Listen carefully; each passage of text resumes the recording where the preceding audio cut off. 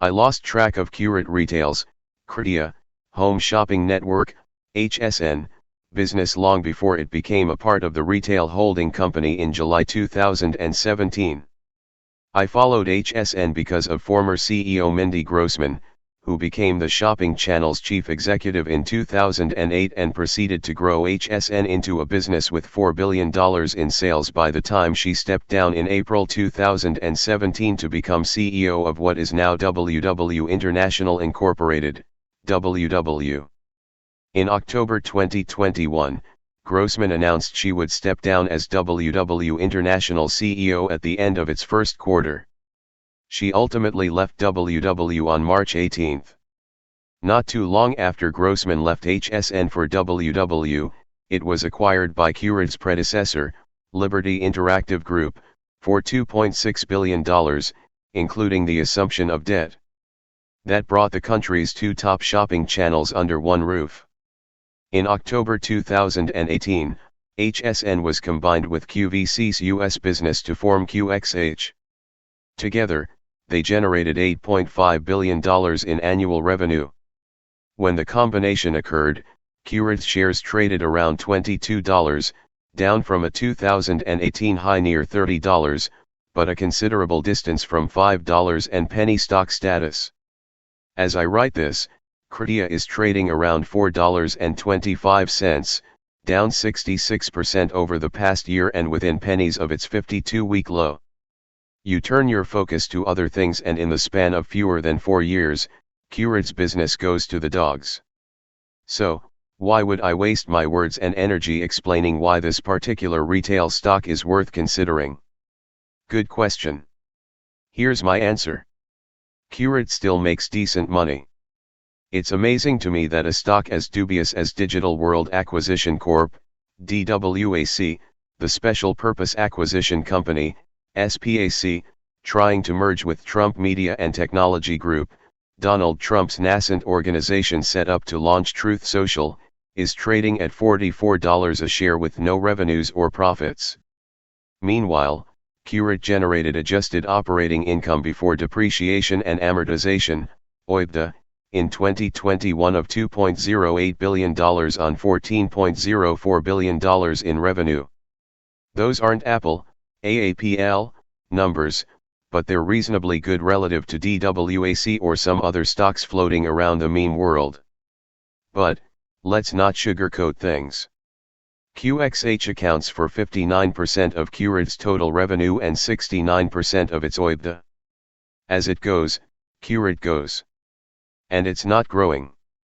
Sales were down 3% from 2020. However, the business isn't going away anytime soon. It's got a 17% OIBDA margin. If that sticks, shareholders can breathe easier knowing that the QXH business is likely worth more than Curate's current market cap of $1.6 billion, which means you're getting all its other brands for nothing. The sum of the parts stops at Zulily.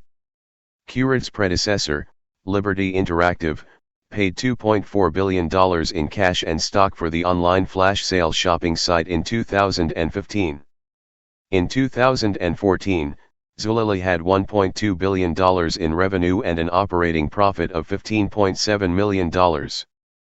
In 2021, it had $1.45 billion in sales and a $12 million OIBDA loss. So, in the 6 years that Liberty/Curate have owned it, they've been unable to make money from it. It doesn't help when it's constantly taking impairment charges. In 2021, it took $363 million in non-cash impairment charges and $1 billion in 2019. It's safe to say it didn't get its money's worth buying Zulily for so much in 2015. However, help could be on the way. On March 15, Curate announced the hiring of Terry Boyle as Zulily's CEO. Boyle has significant only experience at startups and Nordstrom, JWN, so there's reason to be cautiously optimistic.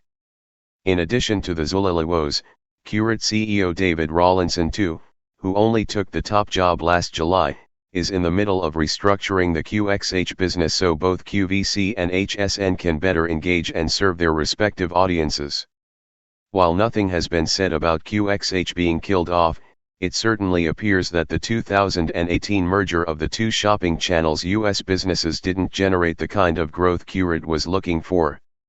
So, there's no question there are a lot of balls very much up in the air right now. That, more than anything, explains why it's down 46% in 2022. The glass is half full. Qurate has a page on its website that lists its assets as of January 31st.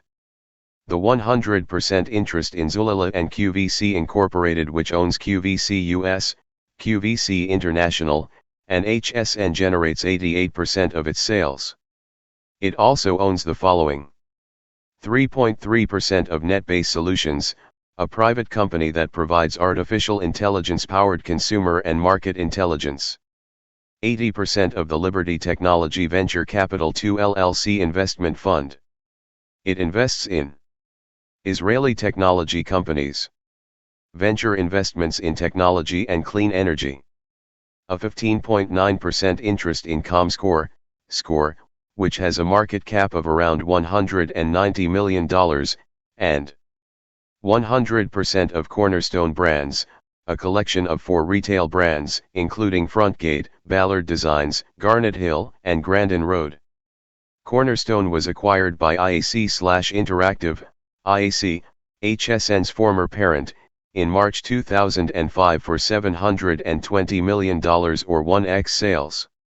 Today, Cornerstone has $1.24 billion in sales, and OIBDA of $137 million, 46% higher than a year earlier.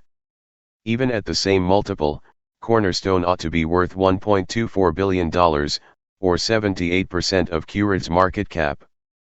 Put it all together and Qurate has got to be worth more than $4.25 a share. I'd say double that or more. No risk, no reward.